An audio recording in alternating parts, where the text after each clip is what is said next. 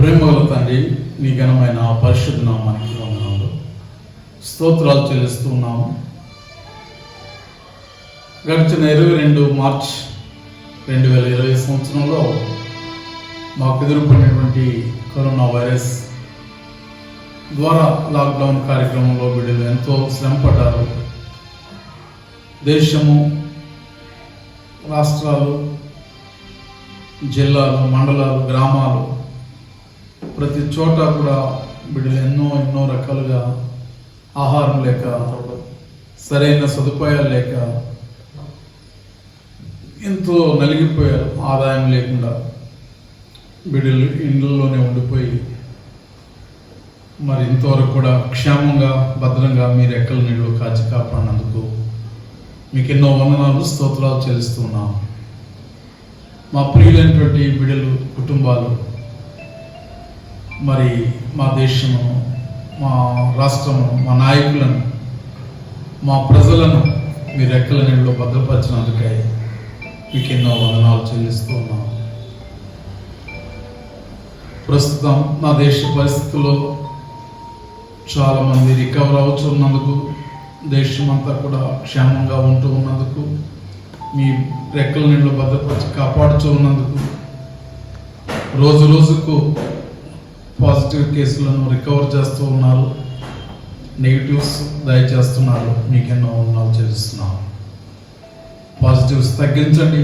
పూర్తిగా ఆరోగ్యాన్ని దేశంలో ఉన్న ప్రజలకు, రాష్ట్రంలో ఉన్న ప్రజలకు, జిల్లాల్లో ఉన్న ప్రజలకు, మండలాల్లో, గ్రామాల్లో, ఇండ్లలో ఉన్న ప్రతి ఒక్కరిని కూడా మీ చల్లని రెక్కల నీళ్ళు భద్రపరిచి ప్రతి ఒక్కరికి కూడా ఆరోగ్యమును, క్షేమమును, సుఖమును, సౌఖ్యమును, దైవభక్తి, దైవ భయమును, యేసు లోక రక్షకుడు, ఆయన ద్వారా ఈ ప్రపంచం కలిగింది, ఆయన ద్వారా మనం జీవిస్తున్నాం, ఆయన ద్వారా మనం జన్మించాం, సమస్తము ఆయన మూలంగా జరుగుతున్నది అనే విషయాన్ని ఈ లోకము గుర్తించి, నిన్ను గౌరవించి, నిన్ను ప్రార్థించి, నీ వాక్యానుసారంగా, నీ కట్టడల్లో, నీ విధుల్లో, నీ ఆజ్ఞల్లో నడవడానికి సహాయం చేయమని ప్రార్థిస్తున్నాం.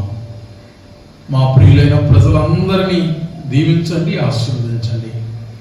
దేశాన్ని కాచి కాపాడుచున్న మా నాయకులు, ప్రధానమంత్రి నరేంద్ర మోడీ గారిని, ఆంధ్రప్రదేశ్ రాష్ట్ర ముఖ్యమంత్రి శ్రీ జగన్మోహన్ రెడ్డి గారిని, ఇంకా మరి పరిసర ప్రాంతాల్లో ఉన్న రాష్ట్రాల ముఖ్యమంత్రులను, ఈ దేశానికి సేవ చేస్తున్నటువంటి వైద్య సిబ్బందిని, పోలీస్ రక్షణ సిబ్బందిని, పారిశుద్ధ్య సిబ్బందిని, వాలంటీర్స్ అయినటువంటి వారు ఎంతో సేవ చేస్తూ ఉన్నారు. వీరే కాకుండా కొందరు స్వచ్ఛందంగా ముందుకు వచ్చి విరాళాలు ఇచ్చి దేశ భవిష్యత్తు కొరకు, ప్రజల క్షేమం కొరకు మరి ఆహారం రూపేణ వారికి ఎన్నో రకాలైనటువంటి మరి సహాయ సహకారాలు అందిస్తున్న స్వచ్ఛంద సేవకులు, సమాజములు, సంస్థలను దీవించమని, ఆశీర్వదించమని, మా దేశ పరిస్థితులు ఇంకా మీరు మెరుగుపరచమని, మా నాయకులకు జ్ఞానమును, తెలివిని, వివేచనను దయచేసి దేశంలో మీరు గొప్ప ఆశీర్వాదం దయచేయమని ప్రార్థిస్తూ, మరి ముఖ్యంగా మా దేశమే కాకుండా ప్రపంచ దేశాలైనటువంటి ప్రతి దేశాలని కూడా మీరు కాచి కాపాడి, ప్రతి ఒక్కరికి దేవుని భయము, దేవుని వచ్చినటువంటి ఆలోచన, మరి దేవుని యొక్క సన్నిధిలో ప్రార్థించాలనే తలంపులు ప్రతి వారికి ఇచ్చి నడిపి సహాయం చేయాలి. యేసు పరిశుద్ధ నామమున అడిగి పెట్టుకున్నాం పరమ తండ్రి. ఆమేన్, ఆమేన్.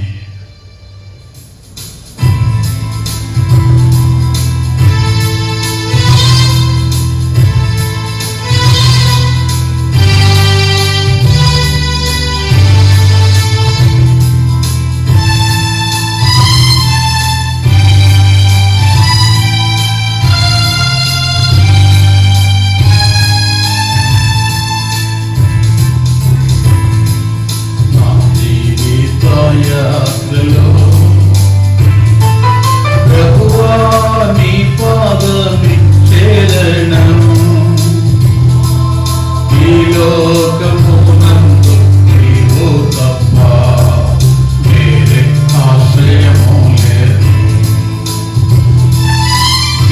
లోకమునందు నీవు తప్ప వేరే ఆశ్రయము లేదు. నా జీవిత యాత్రలో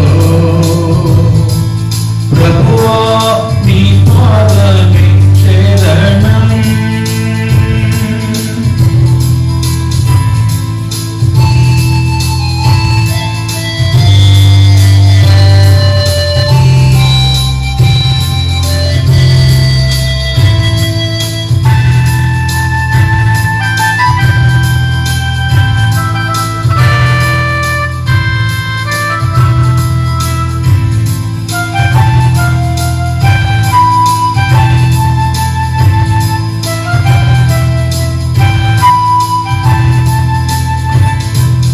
పలువేల శోధన కష్టములు ఆవరించుచుండగా,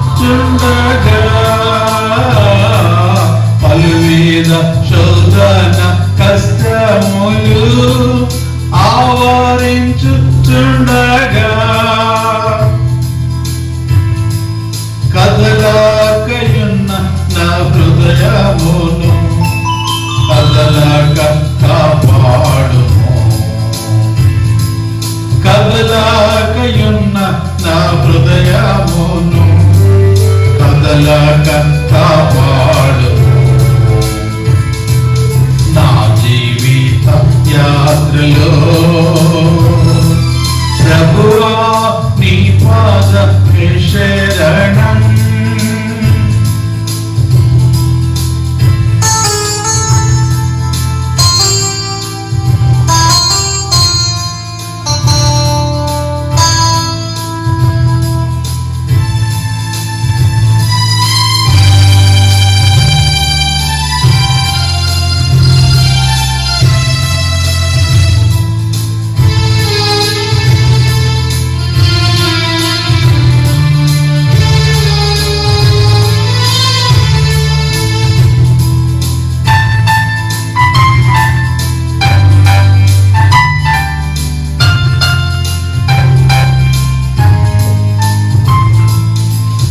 సన్నిధిలో సంపూర్ణమైన సంతోషము కలదు.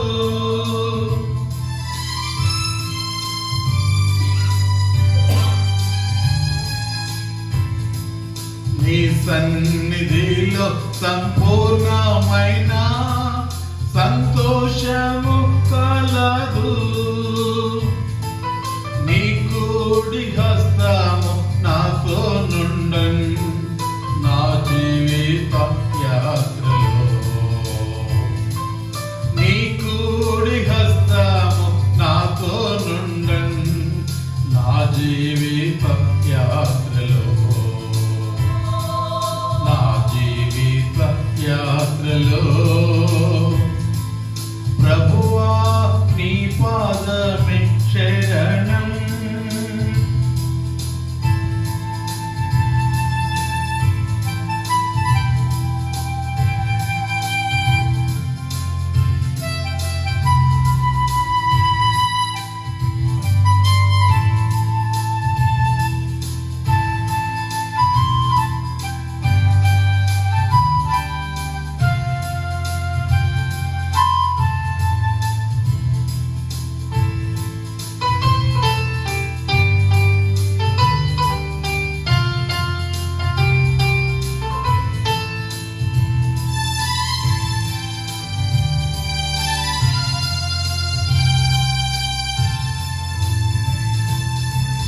లోక నటన ఆశలన్నీయు కరిగిపోతుండగా, ఈ లోక నటన ఆశలన్నీయు కరిగిపోతుండగా, మారాని నీ వాగ్దానములు నమ్మి సాగిపోదును. మారాని నీ వాగ్దానములే నమ్మి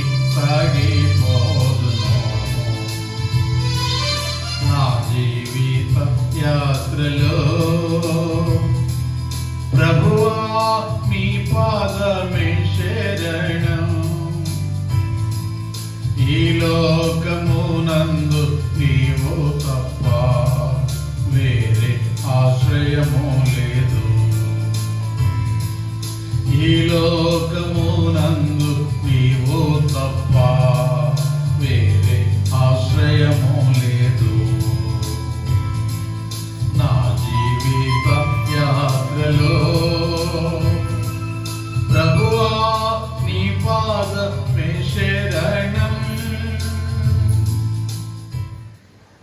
ప్రభునందు ప్రేమైనటువంటి దేవుని బిడ్డలారా, మీరంతా ఎలా ఉన్నారు?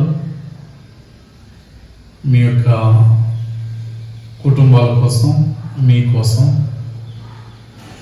మేము నిత్యము కూడా మీరు ఆరోగ్యంగాను, సుఖముగాను, క్షేమముగాను, భద్రంగా ఉండాలని నిత్యము కూడా మేము ప్రార్థన చేస్తూ ఉన్నాం. మరి ఈ యొక్క సెలవు టైం, ఈ లాక్డౌన్ ద్వారా దేవుడు మంచి సమయాన్ని మనకి ఇచ్చారు. ఈ సమయాన్ని మీరు ఎలా గడుపుతున్నారు?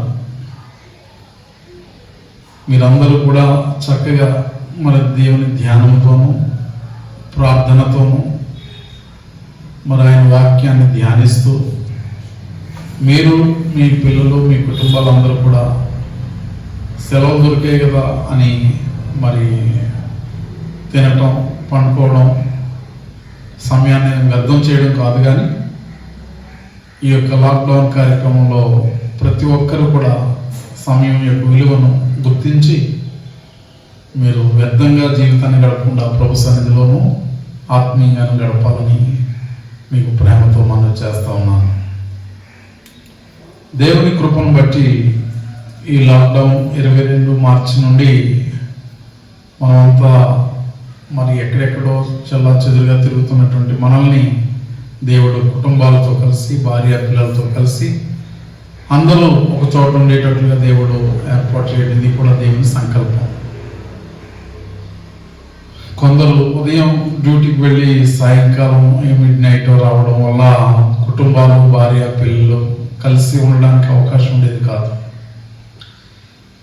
సాతాను ఒకటి తలస్తే దేవుడు మనందరినీ దగ్గర చేయడానికి, ఒకటి చేయడానికి, సంతోషంగా కలిసి జీవించడానికి దేవుడి చక్కని సమయాన్ని మనకి ఇచ్చాడు. అందుని బట్టి దేవునికి స్తోత్రం, స్తోత్రం, స్తోత్రం. కావున ప్రియమైనటువంటి వాళ్ళరా, మనమందరం కూడా దేవుని సన్నిధానంలో ఎదుగుదాము. ఆయన దైవ భయము, ఆయన దైవ భక్తిని కలిగి మనం ఈ లోకంలో జీవిద్దాం. దేవునికి ఈ లోకంలో ఏమిటి ఇష్టము అంటే దైవ భక్తి కలిగిన వారంటే ఇష్టమట.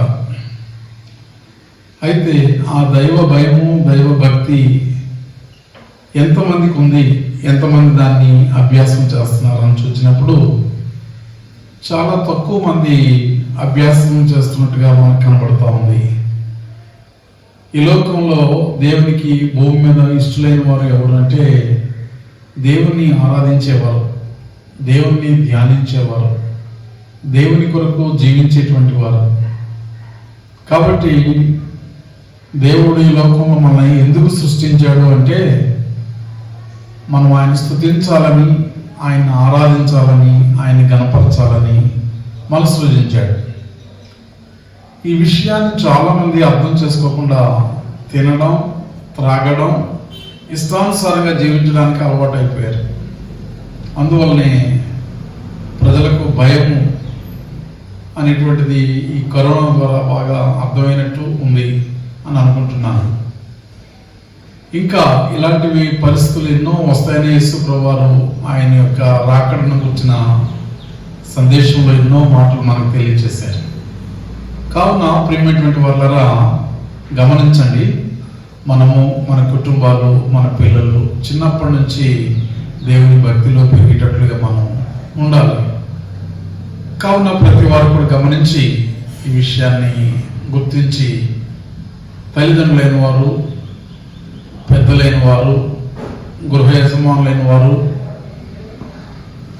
అలాగే మరి నాయకులు, దేశ నాయకులు, దైవానికి అనగా దేవునికి భక్తికి ప్రాధాన్యత ఇవ్వాలని నేను మీకు మనవి చేస్తున్నాను.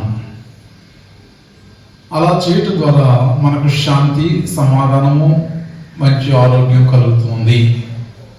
అలాంటి ఆరోగ్యము, బలము, శక్తి మన జీవితాల్లో కలిగి ఉండాలి అంటే ప్రతి వారు కూడా దేవునితో సహవాసం చేసేవారుగా ఉండాలి. ఈరోజు మనం వినేటువంటి అంశము యేసుక్రీస్తు జీవితము, ఆయన లక్షణాలు, ఆయన యొక్క గొప్పతనం అనేటువంటి వాటి గురించి నేను మీకు చెప్పాలని తలంచి ఉన్నాను. ప్రభు ఈ విధంగా తెలియజేస్తా ఉన్నారు. దేవుని యొక్క లేఖన భాగంలో మనం చూసినట్లయితే మత్తయి సువార్త 4వ అధ్యాయము 23 నుంచి 25 వచనాలు మనం చదువుకుందాం. యేసు వారి సమాజ మందిరములలో బోధించుచు, దేవుని రాజ్యమును గుర్చిన సువార్తను ప్రకటించుచు, ప్రజలలోని ప్రతి వ్యాధిని, రోగమును స్వస్థపరచుచు గలిలయనంతటా సంచరించెను. ఆయన కీర్తి సిరియా దేశమంతటా వ్యాపించెను. నానా విధములైన రోగముల చేతను, వేదనల చేతను పీడింపబడిన వ్యాధిగ్రస్తులను అందరినీ, దయ్యము పట్టిన వారిని, చాంద్ర రోగులను, పక్షవాయువు గల వారిని వారు ఆయన ఎదుగు తీసుకుని రాగా ఆయన వారిని స్వస్థపరచను. గలిలయ, దెకపొలి, యెరూషలేము, యూదయను ప్రదేశముల నుండి, యోర్దానునకు అవతల నుండి బహు జన సమూహములు ఆయనను వెంబడించాను.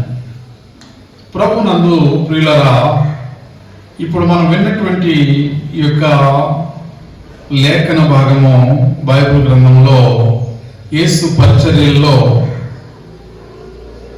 మొట్టమొదట ఆయన ప్రారంభించినటువంటి సేవా జీవితంలో జరిగినటువంటి సంఘటనలు. ఆయన చేసిన కార్యాలు ఏమిటి అంటే, ఆయన చేస్తున్నటువంటి సమాజంలోకి వచ్చాక ఆయన చేస్తున్న పనులు ఏమిటంటే, మొదటగా దేవుని రాజ్యం గురించి, సువార్తను గురించి ప్రకటిస్తూ, బోధిస్తూ, ప్రజలలోని ప్రతి వ్యాధిని, రోగములను స్వస్థపరచుచు గలిలయ అంతటా సంచరించాడు. ఈ విధంగా చేయటం ద్వారా ఆయన కీర్తి సిరియా దేశములంతటా వ్యాపించాను. నానా విధములైన రోగముల చేతను, వేదనల చేత పీడించబడిన వ్యాధిగ్రస్తులందరినీ, దయ్యం పెట్టిన వారిని, చాంద్ర రోగులను, పక్షవాయువు గల వారిని ఆయన యొద్దకు తీసుకొని రాగా వారిని ఆయన స్వస్థపరచాను. గలిలయ, దెకపొలి, యెరూషలేము, యూదయ ఈయన ప్రదేశంలో నుండి, యోర్దానునకు అవతల నుండి బహు జన సమూహములు ఆయనను వెంబడించాను. ప్రియమైనటువంటి వాళ్ళరా, యేసు ప్రభువారి యొక్క బోధనలో మనం చూసినప్పుడు దేవుని రాజ్యమును గురించి, అంతేగాని భూలోక రాజ్యాల గురించి అన్న మాట ఎక్కడ మనకు కనబడదు. ఆయన దేవుడు గనక, దేవుని కుమారుడు గనక ఆయన లోకానికి వచ్చి చేసిన పని ఏంటంటే, మానవులకు భూమి మీద అవసరమైంది మొట్టమొదటిగా ఏంటంటే ఆయన రాజ్యాన్ని గురించి తెలుసుకోవాలి. ఆయన రాజ్యం గురించి తెలుసుకోవడం అనేటువంటిది లోకంలో చాలా మందికి తెలియటం లేదు. ఇప్పటికి కూడా ప్రతి వారు భౌతికమైన విషయాలనే కోరుకుంటున్నారు. ఆ భౌతికమైన విషయాలు ఏంటి అంటే, మరి ఐశ్వర్యవంతులు అవ్వాలని, వారి జీవితంలో కోరుకున్నవన్నీ కూడా సంపాదించాలని, మూడవది వ్యాధులతో, బాధలతో ఉన్నవారు స్వస్థపరచబడాలని, ఇలా ఉన్న భౌతిక విషయాలే కోరుతున్నారు తప్ప ఆధ్యాత్మిక విషయాలు, దేవునికి సంబంధించినటువంటి ఆత్మ సంబంధమైన విషయాలు ఎవరు కూడా గుర్తించడం లేదు. అయితే యేసుక్రీస్తు వారు ఈ లోకంలో మొట్టమొదటిగా ఆయన పరిచర్య, ఆయన సేవను ప్రారంభించిన ప్రారంభంలో ఆయన చేసినటువంటి బోధనలు ఏమిటి అంటే, దేవుని రాజ్యం గురించి బోధించుచు, సువార్తను ప్రకటించుచు, ప్రజలలో వ్యాధులు, రోగములు స్వస్థపరచుచు ఆయన ఈ విధంగా జీవించాడు. అప్పుడు ఆయనను గురించిన కీర్తి, మరి ఆయన జీవించిన దినాలలో ఆయన ప్రాంతాలే కాదు, భూలోకం అంతా కూడా ఈనాటికి ఎప్పటి వరకు కూడా ప్రతి చోట యేసును ఎరగని వారు లేకుండా అంతగా వ్యాపించబడింది. ఆయన చాలా గొప్పవాడు. దేవుడు గనక ఆయనలో ఉన్నటువంటి గుణలక్షణాలు కొన్ని మీకు తెలియచేయాలని నేను ఇష్టపడుతున్నాను. ఆయన యొక్క గుణ లక్షణాల్లో మొట్టమొదటిగా ఆయన కీర్తి మరి అప్పుడున్న దేశాలే కాకుండా ఈవేళ ప్రపంచంలో ఎన్ని దేశాలు ఉన్నాయో అన్ని దేశాలు కూడా ఆయన కీర్తి, ఆయన ప్రఖ్యాతి, ఆయన కూర్చున్నటువంటి గొప్పతనం, ఆయన ఎవరో ఏమిటో అనే విషయాలన్నీ కూడా ఈవేళ ప్రపంచం అంతటికి తెలియచేయబడ్డాయి. ఆయనను రుచి చూచిన వారు, ఆయనను గ్రహించిన వారు, ప్రభు యొక్క మరి గొప్పతనాన్ని అర్థం చేసుకున్న వారు అందరూ కూడా ఆయన వెంబడిస్తున్నారు, ఆయన బిడ్డలుగా జీవిస్తున్నారు. అయితే ప్రియమైన వాళ్ళారా, ఆయనలో ఉన్నటువంటి కొన్ని విషయాల్ని మీకు నేను చెప్పాలని ఆశపడుతున్నాను. ఆయనలో గొప్ప ప్రభావం ఉన్నది. ఆయన గొప్ప శక్తిమంతుడు. ఆయన సర్వాధికారం కలిగినవాడు. ఆయన పరిశుద్ధుడు. సాతానును తన తలను చితక త్రొక్కి సాతానును అణచినవాడు. భూలోకంలో వ్యాధులను, రోగములను కూడా బాగు చేసినటువంటి వాడు. దయ్యములను ఆయన విడిపించినటువంటి వాడు. మరణమును జయించిన వాడు. ప్రపంచ చరిత్రలో మరణించి లేచిన వారు ఒక్కరూ లేరు, యేసు ప్రభువు తప్ప. తర్వాత మరణించి 40 దినాలు ఈ లోకంలో జీవించి ఆయన అందరికీ రుజువుపరుచుకొని ఆ తర్వాత ఆయన చూస్తుంటుండగానే ప్రజలు, వేలాది ప్రజలు చూస్తుంటుండగానే ఆయన ఆరోహణైనటువంటి వాడు అని మీకు తెలియజేస్తున్నాను. ప్రజలందరూ చూస్తుండగానే ఆయన పరలోకం నాకు ఆరోహణమై వెళ్ళిపోయినాడు. ఇప్పుడు ఆయన పరలోకంలో తండ్రి యొద్ద విజ్ఞాపన చేస్తూ ఉన్నాడు. ఇంకా మార్పు చెందని ప్రజల కొరకు, దేవుని ఎరుగని జనాంగాన్ని గురించి ఆయన ఎంతో ఇంకా చింతిస్తూ ఉన్నాడు. ఆయన రావాలని ఎప్పుడో వాగ్దానం చేశాడు. కానీ ఆయన ఇప్పటికీ కూడా ఏ ఒక్కరు నశించుకోవడం ఇష్టం లేక, ఏ ఒక్కరు కూడా మరి ఆ అగ్నిగుండానికి వెళ్ళడం ఇష్టం లేక ప్రతి వారిని రక్షించి వారిని పరలోకానికి తీసుకుని వెళ్ళాలనే ఉద్దేశంతో యేసు ప్రభువారు ఇప్పటికీ ఆయన ప్రేమ చూపిస్తా ఉన్నాడు. ప్రియమైనటువంటి వాళ్ళారా, యేసు క్రీస్తు ప్రభువారు ఆయన యొక్క కీర్తి, ప్రభావము, శక్తి, సర్వాధికారము, ఆయన పరిశుద్ధుడు, సాతానును అణిచిన వాడని, మరణాన్ని జయించిన వాడని, దయ్యములను మరి అలాగే వ్యాధి బాధలను తొలగించిన వాడని, విడిపించిన వాడని, ఈ విధంగా ఆయన పరలోకంలోకి ఆరోహణమై వెళ్ళాడని ఆయన గురించి ఆయన గొప్పతనాన్ని మనం విన్నాం. అంతేకాకుండా నశించిపోయిన మానవులను కూడా రక్షించడానికి ఆయన సిద్ధంగా ఉన్నాడు. ఈ లోకంలో చాలా మందికి ప్రభువుని గురించి తెలియటం లేదు. ప్రియమైన వాళ్ళ ప్రతి వారు కూడా ఆయన గురించి తెలుసుకోవాల్సిన అవసరం ఎంతో ఉంది. యేసుక్రీస్తు వారు ఎవరి కోసం వచ్చాడు అంటే నశించిన వారిని వెదకి రక్షించడానికి ఈ లోకానికి యేసు ప్రభు వారు వచ్చాడు. మానవులుగా ఉన్న ప్రతి వారి కోసం మానవుడిగా ఆయన జన్మించి ఈ లోకంలో 33.5 సంవత్సరాలు జీవించి ఆయన ఈ లోకంలో ఎన్నో అద్భుతాలు, ఆశ్చర్యకార్యాలు చేశాడు. ప్రియమైన వాళ్ళారా, గమనించండి, యేసుక్రీస్తు వారు ఈ లోకంలో ఇన్ని కార్యాలు చేశారు అని చెప్పడానికి ఎన్నో రుజువులు ఉన్నాయి. మనకి బైబిల్ గ్రంథంలో చూసినట్లయితే యేసుక్రీస్తు వారిని వెంబడించిన శిష్యులు అనబడిన వారు ఆయన కూడా ఉండి ఆయన చేసిన అద్భుతాలు, ఆశ్చర్యకార్యాలని వారు రికార్డ్ చేసి వాటిని మన గ్రంథస్థంగా బైబిల్లో పొందుపరిచినారు.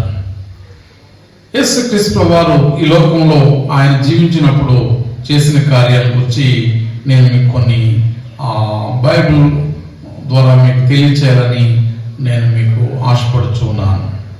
యేసుక్రీస్తు వారు ఈ లోకంలో చేసిన అద్భుతాలు ఏంటి అంటే నీటిని ద్రాక్ష రసంగా మార్చారు. ఒక ప్రధాని కుమారుణ్ణి స్వస్థపరిచారు. దేవుని యొక్క పరిచర్య చేస్తున్న దినాల్లో పేతురు, యోహానులు, ఆంద్రేయ కొందరు చేపలు పట్టడానికి వెళితే వారికి ఒక్క చేప కూడా దొరకలేదు. అప్పుడు ప్రభు చెప్పినట్టుగా చేయమన్నప్పుడు వారికి అధికమైన చేపల రాశి దొరికింది.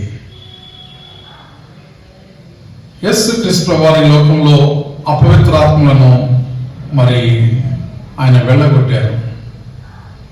రోగములతో ఉన్నటువంటి వారిని, అనగా జ్వరాలతో ఉన్నటువంటి వారిని, పేతురు అత్తను ఆయన జ్వరం నుండి విడుదల చేశారు. కుష్ఠరోగిని స్వస్థపరిచారు. పక్షవాయువు గల వారిని స్వస్థపరిచారు. 38 ఏండ్ల నుండి వ్యాధి గల మనుష్యుడు కోనేటి యొద్ద పడి ఉంటే అతన్ని కూడా లేచి నడిచి నీ పరుపెత్తుకుని పొమ్మనగానే అతడు నడిచి వెళ్ళిపోయాడు. ఓచ చేయగల వారిని స్వస్థపరిచాడు. శతాధిపతి తన బిడ్డను, దాసుడిని స్వస్థపరిచాడు. విధవరాలి కుమారుని బ్రతికించాడు. గురుడివాడు, మగవాడునైన ఒకరిని స్వస్థపరిచాడు. యేసు ప్రభువారు గాలిని గద్దించాడు. గదరేనీయుల దేశపు దెయ్యం పెట్టిన వారిని యేసు ప్రభువారు బాగు చేశాడు. సమాజపు మందిరపు అధికారి అయిన యాయిరు కుమార్తెను బ్రతికించాడు. రక్తస్రావ రోగం కలిగిన స్త్రీ ఆయన బాగు చేశాడు. గురుడి వారిని చూపును పొందారు. దయ్యం పట్టిన మోగవారిని స్వస్థపరిచాడు. 5,000 మందికి ఆయన భోజనం పెట్టాడు. సముద్రం మీద యేసు ప్రభువారు నడిచాడు. కనాను యొక్క స్త్రీ యొక్క కుమార్తెను స్వస్థపరిచాడు. 5,000 మందికి ఆయన ఆహారం పంచిపెట్టాడు. చెవుడు గల నత్తివాడిని స్వస్థపరిచాడు. గురుడివానికి చూపునిచ్చాడు. చాంద్ర రోగిని స్వస్థపరిచాడు. పన్ను కట్టుటకు చేప నోటిలో నుండి ఒక షెకెలును ఆయన ఆజ్ఞాపించి ఆ షెకెలు ద్వారా మరి వారు పన్ను కట్టారు. 10 మంది కుష్ఠరోగులను యేసు ప్రభువారు స్వస్థపరిచారు. గుడ్డివానికి చూపునిచ్చారు. లాజరు చనిపోయిన 4 రోజులు సమాధిలో ఉన్న లాజరును ప్రాణముతో లేపాడు. 18 సంవత్సరంలో నుంచి గూనిగా ఉన్న ఒక స్త్రీని అద్భుతంగా స్వస్థపరిచాడు. జలోదర రోగం గల వానికి స్వస్థతనిచ్చాడు. 2 గుడ్డి వారికి చూపునిచ్చాడు. అంజూరపు చెట్టును శపించాడు. మల్కు అనేటువంటి ఒక ప్రభువుకి శత్రువు, ప్రభువుకి విరోధి, తన శిష్యుడైనటువంటి పేతురు కత్తితో తన చెవి తెగనరికితే ఆ నరకబడినటువంటి చెవిని మరలా తీసి శుద్ధి చేసి ఆ మల్కు అనేటువంటి వాని యొక్క తెగిన చెవిని మరలా అతికించి తన శిష్యుని గద్దించాడు. ఆ విధంగా దేవుని యొక్క ప్రేమను చూపించాడు. 2వసారి చేపలు విస్తారంగా దొరికాయి. పునరుత్థానానికి తరువాత శిష్యులకు ప్రత్యక్షమయ్యాడు. ఈ విధంగా యేసు ప్రభువారు ఎన్నో అద్భుతాలు, ఎన్నో ఆశ్చర్యకార్యాలు ఆయన చేశాడు. ప్రియమైనటువంటి దేవుని బిడ్డలారా, యేసుక్రీస్తు వారి యొక్క గొప్పతనాన్ని, ఆయన చేసిన క్రియల్ని ఇంతవరకు మీకు వివరించడం జరిగింది. ఈ లోకంలో ఎవరైనా ఇలాంటివి చేయగలిగారా? లేదు, ఎవరు చేయలేరు. చనిపోయిన వారు లేపడం ఎవరికైనా సాధ్యమా? రోగులను బాగు చేయడం ఎవరికైనా సాధ్యమా? డాక్టర్లు మందుల ద్వారా బాగు చేస్తారు, కానీ ప్రభువు యొక్క శక్తి ద్వారా, ఆయన ప్రభావం ద్వారా, ఆయనలో ఉన్నటువంటి అధికారం బట్టి ఆయన గొప్ప కార్యాలు చేసి ఉన్నాడు. దేవునికి స్తోత్రం, హల్లెలూయా. కాబట్టి ఆయన ఎన్నో కార్యాలు చేశాడు. సముద్రం మీద ఎవరైనా నడవగలరా? కానీ యేసయ్య నడిచాడు. ఆయన పన్ను కట్టడానికి ఆయన దగ్గర డబ్బులు లేకపోతే ఆయన ఒక చేపను ఆజ్ఞాపించి ఆ చేప నోటిలో షెకెల్ అనేటువంటి ఒక నాణ్యాన్ని ఆయన మరి తీసుకుని ఆ నాణ్యమును ద్వారా పన్ను కట్టడానికి దేవుడు ఆ విధంగా ఏర్పాటు చేశాడు. ప్రియమైనటువంటి వాళ్ళరా, ఇలాగున ఆయన చేసిన అద్భుతాలు లెక్క పెట్టడానికి ఎవరికి కూడా సాధ్యం కాదు. అలాంటి అద్భుతాలు అప్పటి నుంచి ఆయన జీవించిన సేవ ప్రారంభించిన నాటి నుంచి ఇప్పటి వరకు కూడా ఆయన చేస్తూనే ఉన్నాడు. ఆయన గురించి వ్రాయబడినది, నిన్న నేడు నిరంతరము యేసు ఏకరీతిగా ఉన్నాడు. నిన్న నేడు నిరంతరము యేసు ఏకరీతిగా అంటే ఒకటే రీతిగా ఉన్నాడు. మనకి కాలాలు తెలుసు, present tense, past tense and future tense. జరుగుతున్న కాలము, జరిగిపోయిన కాలము, జరగబోవచ్చున్న కాలం. ఈ 3 కాలాల్లో కూడా ఆయన అద్భుతాలు, ఆశ్చర్యకార్యాలు చేసినటువంటి వాడు. ఆయన కాలం, జరిగిపోయిన కాలంలో అనగా ఆయన జీవించిన కాలంలో ఇప్పుడు మీకు ఎన్నో మరి బైబిల్లో నుండి ఆయన చేసిన అద్భుతాలు, ఆశ్చర్యకార్యాలు చెప్పాను. ఆయన 33.5 సంవత్సరాల తర్వాత పరలోకానికి వెళ్ళాక ఆయన దేవుడని, ఆయన నిత్యుడని, ఆయన ఎల్లప్పుడూ జీవించేవాడని, ఆయన యుగ యుగాలకు కూడా దేవుడని నిరూపించుకున్నాడు. ఆ నిరూపించుకున్న దేవుడు ఇప్పుడు ఆయన ఏమంటూ ఉన్నాడంటే, ఇప్పుడు కూడా అంటే 2020 సంవత్సరాలు అయింది, ఇప్పటికీ కూడా ఆయన విశ్వాసం ఉంచిన వారికి ఆయన అద్భుతాలు, ఆశ్చర్యకార్యాలు, ఘనమైనటువంటి విషయాల్ని ఎన్నో జీవితాలకు ఆయన జరిగిస్తూ ఉన్నాడు. కాబట్టి ప్రియమైనటువంటి వాళ్ళరా, ఈ వాక్యమును వినుచున్న మీరు మీ జీవితాల్లో బాధపడుతున్నారా? దుఃఖపడుతున్నారా? మీ జీవితాల్లో ఎవరు కూడా ఏ సహాయం చేసేవాళ్ళు లేరని అనుకుంటున్నారా? నీకు ఆదరణ లేదా? నీకు ధైర్యం లేదా? నిన్ను బలపరచడానికి, నీకు సహాయం చేయడానికి ఎవరు లేరని నీవు బాధపడుతున్నావా? దేవుడు ఆయన అంటున్నాడు, నేను నీకు సహాయం చేయవాడను నేనే, నా హస్తంతో ఆదుకునేవాడను నేనే అని ఆయన తెలియచేస్తా ఉన్నాడు. దేవునికి స్తోత్రం. కాబట్టి నీవు ఏ స్థితిలో ఉన్నా, ఏ పరిస్థితిలో ఉన్నా, ఎలాంటి కష్టంలో ఉన్నా, ఈ లోకంలో నీకు దేవుడు ఆదుకునేవాడు, నిన్ను ఆదరించేవాడు. అలాంటి దేవుణ్ణి నీవు నీ జీవితంలో ఇప్పటికైనా నీవు తెలుసుకొని నీ యొక్క జీవితాన్ని దేవునికి సమర్పించి ఆయన్ని నీవు వేడుకున్నట్లయితే ఆయన సహాయం చేయడానికి సిద్ధంగా ఉన్నాడు. ప్రియమైన వాళ్ళ, నిన్న నేడు నిరంతరం ఏకరీతిగా ఈ దేవుడు ఆయన ఆ రోజుల్లోనే కాదు, ఆయన జీవించిన దినాల్లోనే కాదు, ఇప్పుడు కూడా ఇంకా రాబోయే కాలంలో కూడా నీవు ఎలాంటి కష్టంలో ఉన్నా, ఎలాంటి శ్రమలో ఉన్నా, ఎలాంటి బాధలో ఉన్నా ఆయనకి సహాయం చేయడానికి సిద్ధంగా ఉన్నాడు. ఈయన జీవించే దేవుడు, ఈయన నీ బాధలు చూచే దేవుడు, ఈయన నీ బాధలు, నువ్వు కన్నీరు కారుస్తూ ఉంటే, నువ్వు దుఃఖపడుతూ ఉంటే, నువ్వు ఆకలితో అలమటిస్తూ ఉంటే, నువ్వు బాధలు పడుతూ ఉంటే నిన్ను చూస్తూ ఉన్నటువంటి దేవుడు. చూడడమే కాదండి, చూసి నీకు జవాబిచ్చేటువంటి వాడు, నీకు సహాయం చేసేటువంటి వాడు, ఆయన హస్తంతో నిన్ను ఆదుకునేటువంటి వాడు. ప్రియమైనటువంటి వాళ్ళరా, యేసుక్రీస్తు వారు 2020 సంవత్సరాల పూర్వం ఈ లోకానికి ఆయన మానవాకారంతో వచ్చాడు. ఆయన మరి మనుషులకు మానవుడుగా కనిపిస్తున్నాడు. ఆయనలో 2 గొప్ప విశేష లక్షణాలు ఉన్నాయి. మనుషులకు రూపంలో మానవుడుగా కనిపిస్తున్నాడు. అదే మానవుడుగా కనిపెడుతున్న ఆయన జీవితంలో దేవుని యొక్క లక్షణాలు కూడా అధికంగా ఉన్నాయి. అంటే మానవుడు దేవుడు కూడా అయి ఉన్నాడు. యేసుక్రీస్తు వారు మానవుడు, దేవుడు అయి ఉన్నాడు. ఆయన గురించి విని ఉన్న మీరు తప్పనిసరిగా మీ జీవిత కాలాలన్నిటి కూడా ఆయన ఉద్ధరిస్తాడని, మిమ్మల్ని ఆదరిస్తాడని, మీ జీవితాల్లో మీరు జీవించినటువంటి లోకంలో మీ అందరికీ ఎన్నో రకాలుగా ఏ సహాయం కావాలంటే ఆ సహాయం చేస్తాడని నేను మీకు బైబిల్ ద్వారా మరి ఆయన ఆ వాగ్దానాలను బట్టి, ఆయన చేస్తున్నటువంటి కార్యం బట్టి నేను మీకు నమ్మకంగా తెలియజేస్తా ఉన్నాను. అయితే ఆయన ఎవరైతే ఆయన వేడుకుంటారో, ఎవరైతే ఆయన ప్రార్థిస్తారో వారందరికీ కూడా ఆయన తప్పనిసరిగా ఆయన కార్యాలు చేయడానికి సిద్ధంగా ఉన్నాడు. ఆయన అంటున్నాడు, అడుగుడి మీకు ఇవ్వబడును, వెదకుడి మీకు దొరుకును అంటున్నాడు. కనుక మీరు అడగండి, పొందుకోండి, దైవాశీర్వాదాలు పొందండి. ప్రియమైనటువంటి వాళ్ళరా, ఆయన ఎవరిని కూడా కాదనేటువంటి వాడు కాదు.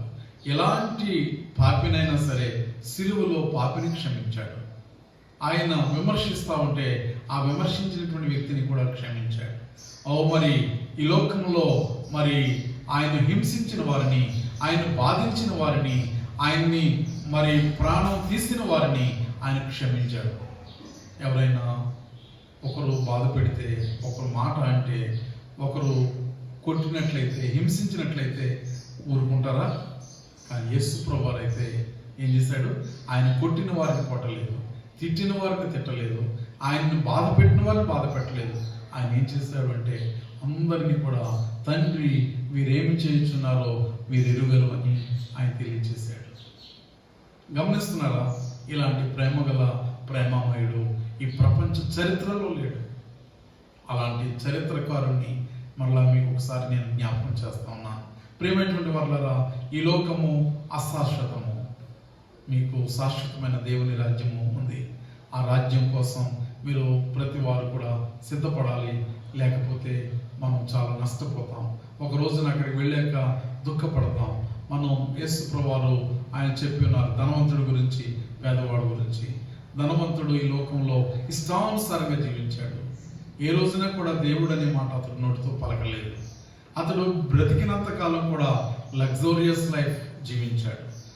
సుఖవంతమైన జీవితం, విలాసవంతమైన జీవితం జీవించాడు. ఏనాడు కూడా మరి పేదరికం అనేది అతనికి తెలియదు. అలాగే దేవుడు ఆశీర్వదిస్తే అలాంటి ఆశీర్వాదాన్ని మర్చిపోయి, దేవుడిచ్చిన తలాంతులను కూడా మర్చిపోయి, దేవుడిని మర్చిపోయి అతడు ఇష్టానుసారంగా జీవించాడు. అదే అతని దగ్గర ఒక పేదవాడు ఉండేవాడు. అతడు పేద లాజరు. ఆ లాజరు అనేటువంటి వాడు తన బల్ల మీద పడేటువంటి ఆ యొక్క మెతుకులు తిని ఏరుకుని బ్రతికేవాడు. కొన్నాళ్లకు లాజరు చనిపోయాడు. ఆ లాజరు చనిపోయి అతడు అబ్రహాము రూమును ఆనుకుని ఉన్నటువంటి వాడుగా, అంత ప్రియమైన వాడుగా దేవుని యొక్క మరి కుడిపార్శ్వమున అతడు ఆసీనుడై ఉన్నాడు. అతడు చనిపోయిన కొన్నాళ్లకు ధనవంతుడు కూడా చనిపోయాడు. అతడు అగ్నిగుణంలో బాధపడుతున్నాడు. ప్రియమైన వాళ్ళరా, మీరు వ్యత్యాసం గమనిస్తున్నారా?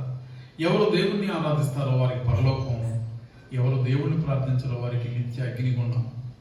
మీకు ఏది కావాలి? అగ్నిగుండం కావాలా? మోక్షం కావాలా? యేసుక్రీస్తు వారి లోకానికి ఎందుకు వచ్చారంటే ఆయన మోక్షాన్ని ఇవ్వడానికి వచ్చాడు. కాబట్టి చిన్న పిల్లవాడుగా ఉన్న నీవు, లేక నీవు ఒక యవనస్తుడిగా ఉన్న నీవు, లేక నడి వయసులో, మధ్య వయసులో, ఏ వయసులో ఉన్న వాళ్ళైనా సరే ఈ మాటలు వింటున్న మీరు నిర్ణయించుకోండి. పరలోకం కావాలా? అగ్నిగుండం కావాలా? యేసుక్రీస్తు వారు ఆయన లోకానికి వచ్చింది మతాన్ని స్థాపించడానికి రాలేదు, సంఘాలు స్థాపించడానికి రాలేదు, ఆయన ఆస్తులు కూడబెట్టుకోవడానికి రాలేదు, ఆయన పేరు ప్రఖ్యాతులు సంపాదించుకోవడానికి రాలేదు. ఎవరు దుఃఖంలో ఉన్నారో, ఎవరు కష్టంలో ఉన్నారో, ఎవరు బాధల్లో ఉన్నారో వారిని రక్షించడానికి వచ్చాడు. అలా వచ్చిన వారి ప్రపంచంలో ఎవరైనా ఉన్నారా? ఎక్కడైనా మీరు విన్నారా? యేసు ప్రభువారే నీ జీవితాన్ని రక్షించేవాడు. యేసు ప్రభువారే నీ యొక్క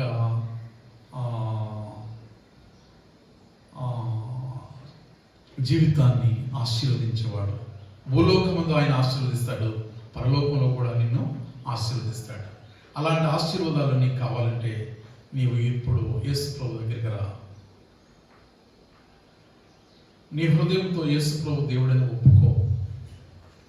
ఆయన నీ పాపాలు కోసం చనిపోయాడని నీవు తెలుసుకో. ఆయన నీకు రక్షణ ఇవ్వడానికి సిలువను, శ్రమలను అనుభవించాడని గుర్తించు. అలా చేసినటువంటి ఆ ప్రభు ఈ లోకంలో మనందరినీ రక్షించడానికి వచ్చి ఆయన సుఖపడవలసిన వాడు సుఖపడకుండా మనం బాధపడవలసిన మనల్ని మన స్థానంలో ఆయన బాధపడి మనకి సుఖాన్ని, సౌఖ్యాన్ని, ఆరోగ్యాన్ని, ఆశీర్వాదాన్ని, నిత్య రాజ్యాన్ని ఇస్తా ఉన్నాడు. అందుకని యేసు ప్రభువారు చెప్తున్నాడు, ప్రయాసపడి భారము మోసుకొనుచున్న సమస్త జనులరా నా యొద్దకు రండి, నేను మీకు విశ్రాంతి కలుగజేస్తాను అంటున్నాడు. విశ్రాంతి అంటే బెడ్ రెస్ట్ కాదు, మనస్సుకు శాంతి కావాలి. జీవితానికి నెమ్మది కావాలి, బ్రతికినంత కాలం కూడా ప్రశాంతంగా బ్రతకాలి. ఏ సమస్య, ఏ బెంగ, ఏ టెన్షన్ లేకుండా బ్రతకాలి. నీకు డబ్బుల సమస్య లేకుండా, అప్పుల సమస్య లేకుండా, ఆహార సమస్య లేకుండా, ఇల్లు సమస్య లేకుండా, నీ జీవితంలో బాధలు అనేటువంటివి లేకుండా బ్రతకాలంటే ఆ ప్రయాసను మోయించున్న నిన్ను ప్రభు అంటున్నారు, నా యొద్దకురా, నేను నీకు విశ్రాంతి ఇస్తానంటున్నాడు.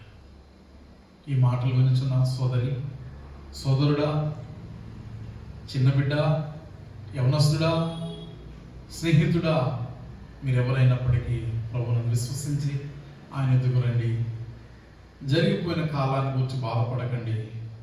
జరగనున్న కాలంలో నీవు ఆయన బిడ్డగా జీవించి ఆయన సన్నిధిలో నడుచుకో. దేవుడు నిన్ను, నీ కుటుంబాన్ని దీవిస్తాడు. ఈ లోకంలో ఎందరికో ఎన్నో విధాలుగా చేసిన దేవుడు నీ జీవితంలో నీకు ఏమి కావాలో నీకు కూడా అనేక విధాలుగా ప్రభు నీకు కూడా సహాయం చేస్తాడు. అలాంటి సహాయం నీవు పొందుకోవాలి అని అనుకుంటే ఇప్పుడే నీ మనస్సును ఒక నిర్ణయం తీసుకుని నీ హృదయంలో యేసు ప్రభువుని ఆహ్వానించు. ఆయన నీ హృదయంలోనికి వచ్చి నీ జీవితంలో ఉండి ఆయన నీ జీవిత కాలమంతా కూడా నిన్ను ఒక తండ్రి వలె, ఒక తల్లి వలె ఆయన ఉండి నీవు కుడివైపు కానీ ఎడమవైపు కానీ తొట్టిల్లకుండా ఎలాంటి సమస్యలు వచ్చినా, ఎలాంటి బాధలు వచ్చినా ఆయన నిన్ను ఆదుకోవడానికి సిద్ధంగా ఉన్నాడు. కనుక ఈ యొక్క వాక్యం వింటున్న సోదరి, సోదరుడా, మీరెవరైనప్పటికీ ప్రభు దగ్గర రండి, దైవాశీర్వాదాలు పొందండి. దేవుడి మాటలు మీ వినికిడిలో దీవించి ఆశీర్వదించబడుగాక. ప్రార్థన చేస్తున్నాం. ప్రేమగల తండ్రి, ఇంతవరకు మా ప్రియులు నీ వాక్యాన్ని వినిచున్న మా ప్రియ బిడ్డలందరినీ కూడా దీవించమని, ఆశీర్వదించమని, ఈ వాక్యమును ఎందరైతే విన్నారో ఆ విన్న వారి జీవితాలు ఏ బాధలతో ఉన్నారో, ఏ కష్టాలతో ఉన్నారో, ఏ సమస్యలతో ఉన్నారో, వారికి ఉన్నటువంటి ప్రతి పరిస్థితుల నుంచి కూడా మీరు విడుదల చేసి మీరు వారి జీవితాల్లో రక్షకుడిగా ఉండి, దేవుడిగా ఉండి వారిని నడిపించమని, సహాయం చేయమని, ఎన్నో గొప్ప కార్యాలు వారి జీవితాల్లో జరిగించి మీరు తోడ్పడమని, నీవు గొప్ప కీర్తి గలవాడవని, ప్రభావం గలవాడవని, శక్తిమంతుడవని, సర్వాధికారివని, నీ గుణలక్షణాలు, నీవు చేసిన కార్యాలు నీ వాక్యం ద్వారా నీ ప్రజలు విన్నారు.